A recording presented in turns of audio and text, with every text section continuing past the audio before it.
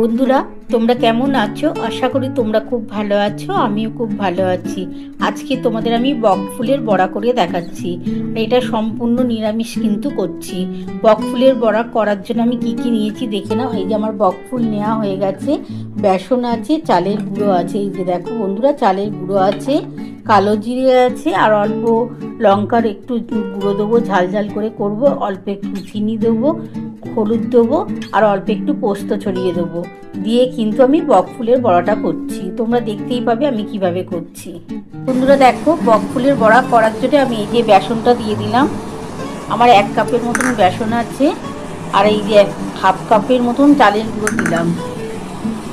এর মধ্যে আমি কালো জিরে দিয়ে দিচ্ছি, এই যে কালো জিরে দিয়ে দিচ্ছি, আর অল্প একটু পোস্ত দেবো। বন্ধুরা দেখো, অল্প একটু সামান্য পোস্ত দিয়ে দিচ্ছি। এই পোস্তটা দিলে কিন্তু টেস্টটা খুব ভালো আসবে। অল্প একটু চিনি দিয়ে দিচ্ছি, একটু টেস্ট হওয়ার জন্য দিলাম। খুব সামান্য একটু চিনি দিয়ে দিলাম। অল্প একটু হলুদ দিচ্ছি, অল্প একটু সামান্য হলুদ দিলাম।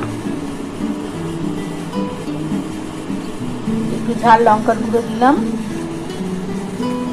অল্প একটু নুন দিচ্ছি, ওই ছোট চামচের 1 চামচ নুন দিয়ে দিচ্ছি। 1 চামচের মতো নুন দিয়ে দিলাম। এবার এটা ভালো করে মাখিয়ে নিই, তারপর কিন্তু ওই বক ফুলগুলো ডুবিয়ে ডুবিয়ে ভাজবো। আর এইদিকে দেখো বন্ধুরা, আমি কিন্তু বসিয়ে দিয়েছি কড়ার মধ্যে, সর্ষের তেল দিয়ে দিয়েছি। তেলটা গরম হলে আমি একটা একটা করে বক ফুল ভেজে নেবো। আর আমি কীভাবে মাখাচ্ছি তোমরা তো দেখতেই পাবে। চলো বন্ধুরা, দেখতে থাকো। বন্ধুরা দেখো, আমি এটার মধ্যে সমস্ত কিছু দিয়ে দিয়েছি, তোমরা তো দেখেই নিয়েছো।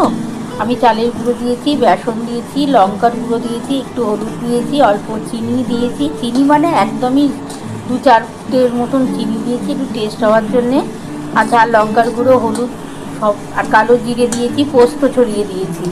এবার এটা ভালো করে মাখিয়ে নিয়ে এবার এটা ভালো করে গুলে নেবো। গুলে নেওয়ার পর কিন্তু আমি বক ফুলের গুলো ডুবিয়ে ভাজবো। অল্প অল্প করে একটু জল দিয়ে দিচ্ছি।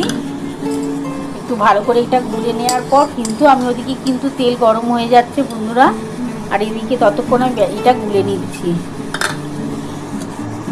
ভালো করে গোলা হয়ে গেলে তারপর কিন্তু আমি ভেজে নেব।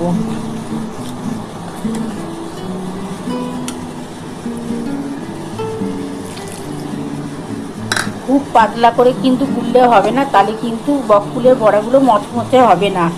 দেখবে বন্ধুরা, খুব কুড়মুড়ে খেতে লাগবে। এর মধ্যে সমস্ত কিছু তো দিয়েছি, পোস্ত